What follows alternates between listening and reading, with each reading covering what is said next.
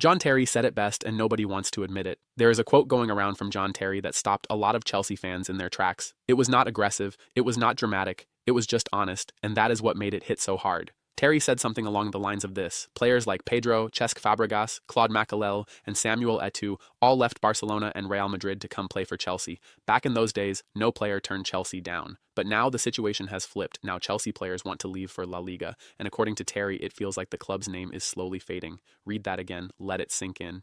This is John Terry we are talking about, a man who won everything in a Chelsea shirt, a man who bled blue. He is not someone who goes around throwing the club under the bus for fun, so when he says something like that publicly, you have to take it seriously. And the scary part is, when you look at everything happening at Stamford Bridge right now, it is very hard to argue with him. So today we are going to break it all down. We are going to talk about Enzo Fernandez and his Real Madrid dreams. We are going to talk about Marc Cucurella and what he has been saying about the club. We are going to look at what happened with Enzo Maresca. And we are going to try and answer one big question that Chelsea fans everywhere are asking right now. What on earth is going on at Chelsea Football Club, the Enzo Fernandez situation? Let us start with the headline that has been doing the rounds everywhere this week. Enzo Fernandez, Chelsea's most expensive signing ever at £107 million, has basically told the world he wants to move to Madrid. He did not say it in the boardroom.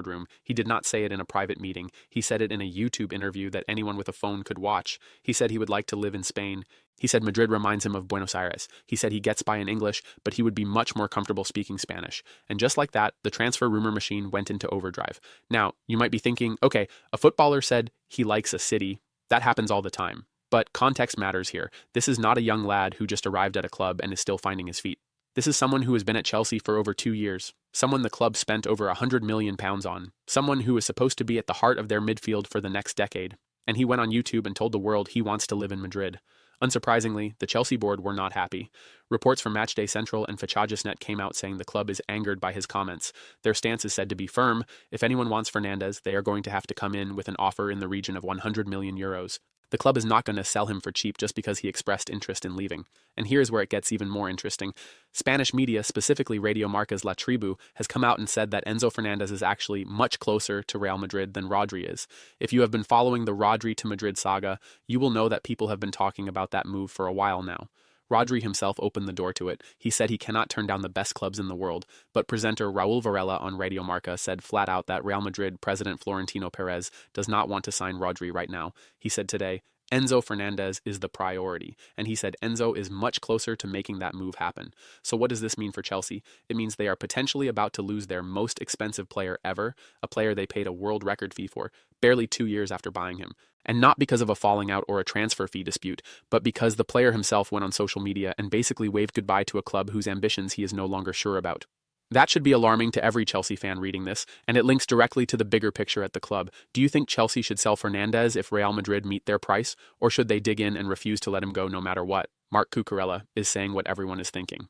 While Fernandez has been making his feelings known through interviews and social media clips, another Chelsea player has been even more direct in his criticisms. Marc Cucurella, the Spanish left-back who has grown into one of the better players at the club over the last couple of seasons, has been very open about how he sees things at Stamford Bridge.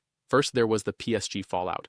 After Chelsea were embarrassed by Paris Saint-Germain, losing 8-2 on aggregate in the Champions League, Cucurella spoke to The Athletic and gave a quote that many Chelsea fans found hard to read.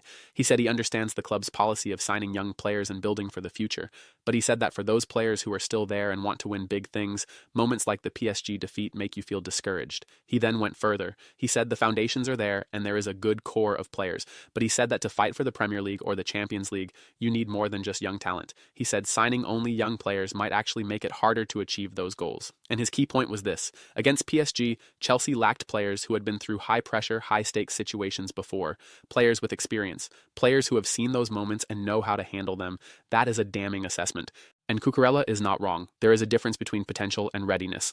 Young players can be incredibly talented, but in the biggest moments, in the knockout rounds of the Champions League, in top-of-the-table Premier League clashes, experience often matters just as much as ability. When things get difficult, when the game is tense and the crowd is loud and the result could change everything, the players who have been there before tend to stay calm. The ones who have not sometimes freeze. Chelsea have gone very heavily in the direction of youth. They have signed player after player who is under 23. Some of those signings have been outstanding, but when you look at a night like the one against PSG, you start to wonder whether the balance is off. But Cucurella was not done. His most pointed comments came around what happened to Enzo Maresca. The Maresca decision that nobody can make sense of. This is the part of the Chelsea story that has left a lot of people genuinely baffled. Enzo Maresca came in as manager, and by most measurements, he did a good job. He won the Conference League, he won the Club World Cup, he built a system, brought structure to a chaotic squad, and had the players believing in what they were doing. After 18 months of work, things were starting to click, and then in January, Chelsea sacked him. They replaced him with Liam Rosenior and brought in caretaker Callum McFarlane from the under-21s to bridge the gap. Since that change, Chelsea have won just 4 of their last 12 matches. They were knocked out of the Champions League in humiliating fashion. The instability that Cucurella talks about is visible in every performance. Cucurella spoke openly about what Maresca meant to the squad. He said that under Maresca, they were more stable because they had worked together for 18 months. He described how the first preseason with the Italian manager was full of doubts, but gradually the players understood the system and what was required. He said that, by the end, they were playing almost by heart. If the system changed mid-game, every player already knew what to do. And then he said something that really stood out. He said that when a manager gives you that confidence and offers you a platform to fight for titles, you would die for him. Think about that language. You would die for him. That is not just respect for a coach. That is complete trust and belief. That is a team that is fully invested in a leader and a project. And according to Cucurella, that is what Maresca had built. So why did Chelsea get rid of him? The club has not given a clear and detailed public explanation, but the result has been chaos. Cucurella compared it to what Mikel Arteta has built at Arsenal. He pointed out that Arsenal have not won much in the years Arteta has been there, but the trust in the project and the consistency of the approach means the rewards are coming. Arsenal are now fighting for trophies on multiple fronts. The foundation they built through stability is paying off. Chelsea did the opposite. They had stability, a manager who had won trophies, a squad that was starting to understand the system, and they pulled the plug in the middle of a season. They brought in someone new, with no preseason, no time to work on the training ground, and no time to build that trust. And Cucurella's point is simple. If you are going to change manager, the right time to do it is at the end of the season. You give the new person a full preseason. You give the players time to learn the new ideas properly. You give everyone a chance. Doing it mid-season, he said, is the worst possible approach. It is very hard to disagree with him. Here's a question worth sitting with. If Chelsea had kept Maresca for the rest of the season, do you think they would still have lost 8-2 to PSG? The John Terry warning and why it matters more than people realize. Now we come back to where we started, John Terry's words. And what makes his comment so powerful is that it is not just about Enzo Fernandez wanting to move to Madrid. It is about a pattern. It is about a shift in how Chelsea are perceived across the football world. There was a time when Chelsea were genuinely one of the most attractive clubs on the planet. The Roman Abramovich era transformed them. They went from a mid-table English side to European champions. They signed world-class players from everywhere. Didier Drogba, Frank Lampard, Michael Essien, Arjen Robben, and yes, as Terry mentioned, players like Makelele and Eto'o who had been at Barcelona and Real Madrid and then chose Chelsea as their next challenge. That tells you everything. If you could have gone anywhere in the world and you chose Stamford Bridge, it means something. But Terry's point is that Chelsea no longer carry that kind of pull. Instead of attracting players from the biggest clubs in the world, they are now a club that players want to escape from. Cucurella has links to Barcelona. Fernandez is chasing Real Madrid. The narrative has completely reversed, and you have to ask yourself why. Part of it is the instability. Since Abramovich left and the new ownership came in, Chelsea have been through manager after manager. Every appointment feels like an experiment. Every transfer window feels like a scattergun approach with no clear direction. Players come in by the dozen. Many of them are young and unproven, and the results have been inconsistent at best. Part of it is the trophy situation. Winning the Conference League and the Club World Cup is fine, but if you ask most Chelsea fans what they really want, it is the Premier League and the Champions League. Those are the trophies that define eras. Those are the moments that go down in history. And right now, Chelsea are nowhere near competing for those consistently. Part of it is also the atmosphere around the club. When your own senior players are going on record and questioning the club's decisions, when they are openly talking about wanting to leave, it sends a message to every other player in the world watching from the outside. It tells them that maybe Stamford Bridge is not the destination it once was. Terry, as always, just had the guts to say what many people were already thinking.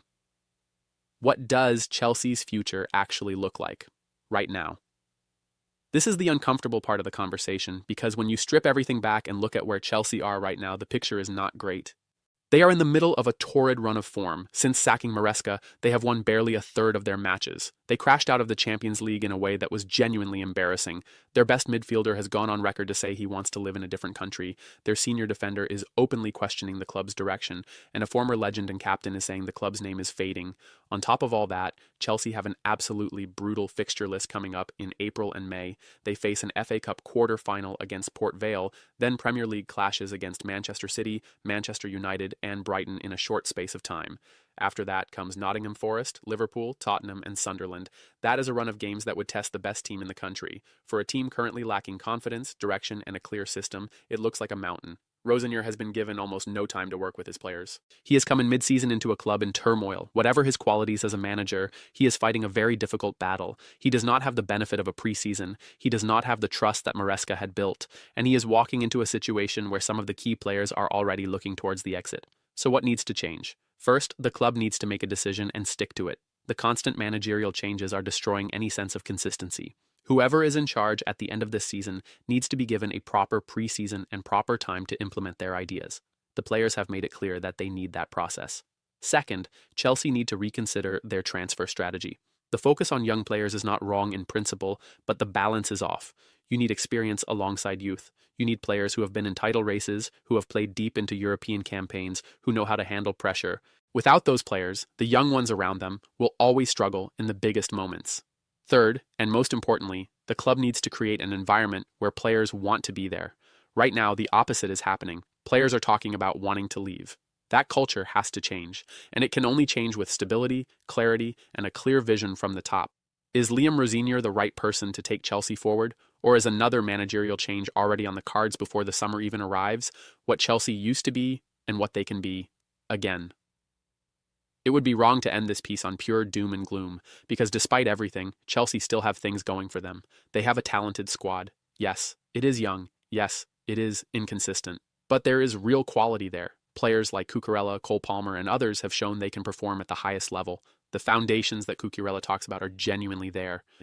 They have financial muscle. The ownership group at Chelsea have shown they are willing to spend money. The question has never really been whether they can attract players with big fees. The question is whether they can attract the right players and build something coherent with them. And they have a fan base and a stadium and a history that still counts for something in world football. John Terry's words were a warning, not a final verdict. The club's name is fading, he said, not gone. Fading. There is still time to reverse that. But it requires making better decisions. And it requires making those decisions now.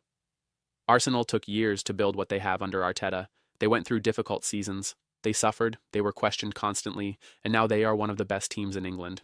Cucurella used them as an example for a reason. That kind of sustained belief in a project is what creates something special. Chelsea need to find their version of that. They need to find a project they believe in and stick with it through the difficult moments, through the losses, through the criticism, because the alternative, which is where they are now, is the worst of all worlds. Constant change, no identity, no trust, and players who would rather be somewhere else. Final thoughts. So let us bring it all together. John Terry said the club's name is fading. Marc Cucurella said the decision to sack Maresca was wrong and the instability is hurting them. Cucurella also questioned whether signing only young players is the right strategy for winning major trophies. And Enzo Fernandez, the man Chelsea paid over £100 million for, has all but packed his metaphorical bags for Madrid. Every single one of those things points to the same underlying problem. Chelsea have lost their sense of identity and direction. They are making short-term decisions that are causing long-term damage. They are spending enormous amounts of money without a clear plan for what they are building. And the people inside the club, the players who are living it every day, are starting to say so out loud. This is not a small problem. This is a deep structural problem that requires honest reflection from everyone in charge at Stamford Bridge. The question for Chelsea fans is not just what happens this season. It is what kind of club do you want Chelsea to be in 5 years' time? Do you want them back at the top, competing for the biggest prizes, attracting the best players, the kind of club that John Terry described from the Abramovich era? Or are you comfortable watching the name slowly fade while other clubs build something lasting? Most Chelsea fans know the answer to that question. The harder answer is figuring out who needs to change and what needs to happen to actually get there. One thing is for sure, though. John Terry said it, Cucurella said it, and even Fernandez is saying it with his feet. Chelsea are at a crossroads, and the decisions made in the next few months could define the club for a very long time. What do you think Chelsea should do this summer to get back on track? Drop your thoughts in the comments, and if you enjoyed this breakdown, share it with a Chelsea fan who needs to read it.